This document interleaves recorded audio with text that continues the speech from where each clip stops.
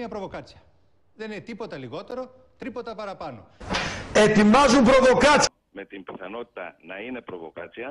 Παρά μόνο θα ακολουθούσαν για να μην κατηγορηθούν για προβοκάτσια. Η τρομοκρατία και η προβοκάτσια. Όχι μόνο για την προβοκάτσια. Η προβοκάτσια είναι μια πιθανότητα.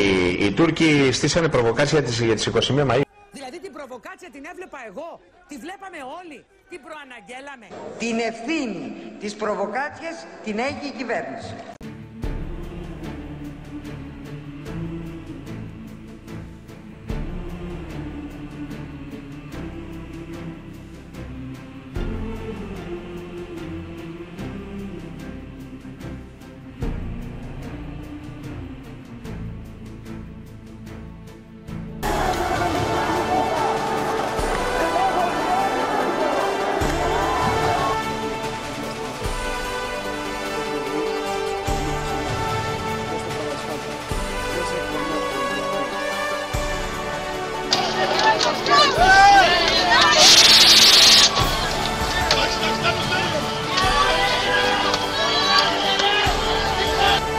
Καλησπέρα σας κυρίες και κύριοι.